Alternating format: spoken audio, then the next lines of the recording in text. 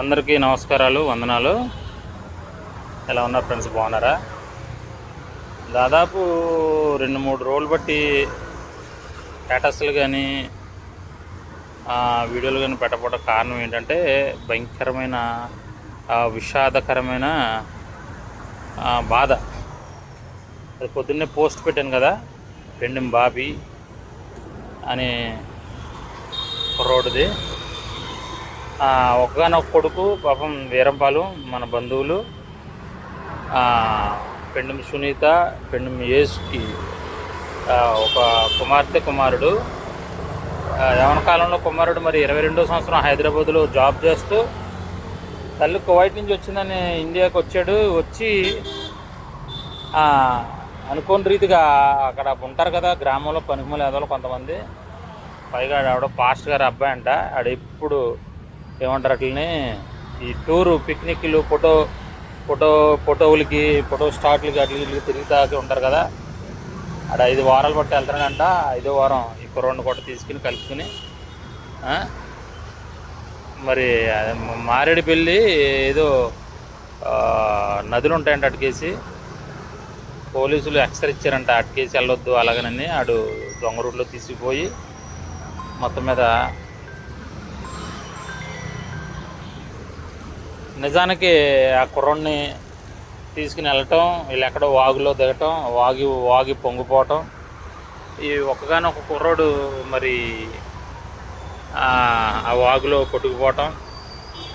ఆ వాగులో కొట్టుకుపోతుంటే ఆ పెండెము అతను బాబాయ్, ఇంటి పక్కనే పక్క గదిలోనే బాబాయ్ అయినా కొడుకు కొట్టుకుపోతున్నాడని మరి బాబాయ్ నిజంగా అంటే ఈ రోజుల్లో తండ్రి కొడుకులకి రక్త సంబంధికులకే లేని ప్రేమ ఈ రోజుల్లో. అలాంటి రోజుల్లో ఉన్నాం మనం. అయినప్పటికీ అయ్యి బాబు నా కొడుకు కొట్టుకుపోతున్నాడని ఈయన కూడా అడ్డంగా దూకేసి ఆయన కాపాడే ప్రయత్నంలో ఇద్దరు కూడా మునిగిపోవటం. అలాగే మరి అలా బాబాయ్ కూడా మొన్న మధ్యలో పెళ్ళి అవటం. 2 చిన్న పిల్లలు. చాలా ఘోరమైన విషయం, చాలా దుఃఖకరమైన విషయం. మరి వాళ్ళిద్దరు పిల్లలతో ఆయన భార్య అలాగా అనుకోని రీతిగా మరి అటుకేసి వెళ్ళటం. వాళ్ళిద్దరూ మరి ఈరోజు నాడు మరి లోకాన్ని నిలిచి శవాలయ్యి మరి అక్కడికి వెళ్ళి తిరిగి రావటం అన్నది చాలా బాధాకరమైన విషయం. ఇంచుమించి ఈ విషయంలోనే నేను ఈ 2-3 రోజులు బట్టి ఒక వీడియోలు కానీ స్టేటస్లు కానీ పెట్టకపోవడానికి కారణం.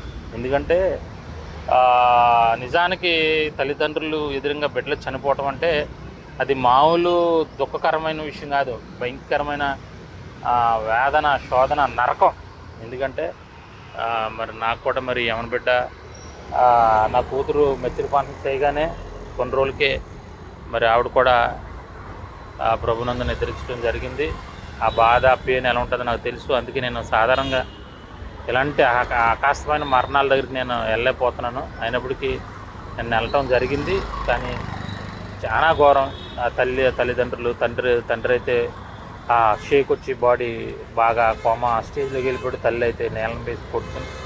ఎందుకంటే నాకు తెలుసు ఆ బాధ ఎలా ఉంటుందో. అలాంటి పరిస్థితులు బట్టి ఈ వీడియోలు పెట్టకపోవటం కారణం మెయిన్ అదే. ఈరోజు పోస్ట్ చేశాను కదా, వాళ్ళిద్దరే మరి మరణించడం జరిగింది. ప్రార్థన చేయండి వారిద్దరి కొరకు. యవనస్తులకు నేను ఒకటే చెప్తున్నాను, తల్లిదండ్రులు ఎంతో కష్టపడి పెంచుతున్నారు. కానీ మీ విలాసాలకి, మీ విన్యాసాలకి మీరు వెళ్ళి మీ జీవితాలని అలాగా నాశనం చేసుకుని వచ్చి తల్లిదండ్రులకి శోక సముద్రం మిగిల్చి వెళ్ళకూడదు అనేది నా కోరిక. ఎందుకంటే ఈరోజునట్టు చూడండి, ఉన్నవాళ్ళు, ధనవంతులు, భూస్వాములు వెళ్ళరు. ఎక్కువగా మన మధ్యతరగతి కుటుంబాలు, మరి ముఖ్యంగా మన ఎస్సీ ఈ వర్గాల్లోనే ఎక్కువ ఇలా వెళ్ళి పిక్నిక్లకి అట్లకి వెళ్ళి చనిపోవడం జరుగుతుంది. దయచేసి నేను కూడా చెప్తున్నాను, దయచేసి తల్లిదండ్రుల మాటేనండి. తల్లిదండ్రులు మనం అడుక్కున్నాము, మన పాలేతనం చేసాం కదా, మన బిడ్డలు అలా చేసుకోకూడదనే వాళ్ళ కష్టం కానీ, లేకపోతే వాళ్ళ తపన కానీ, వాళ్ళ ప్రయత్నాలు కానీ అవి మీకోసమే. దయచేసి మీరు అర్థం చేసుకొని తల్లిదండ్రుల మాటని యవన కాలంలో మీ జీవితాలు పోగొట్టుకోకూడదన్నది నా ఆశ. దయచేసి క్షమించండి. తప్పుగా మాట్లాడుంటే మీరు అందరూ ఖచ్చితంగా తల్లిదండ్రుల మాట వినాలని నా కోరిక. మరి వారి కోసం ప్రార్థన చేయండి. వాళ్ళది వీరంపాలెం. వారి కోసం ప్రార్థన చేస్తారని మనస్ఫూర్తిగా కోరుకుంటున్నాను. అందరికీ వందనాలు. Thank you.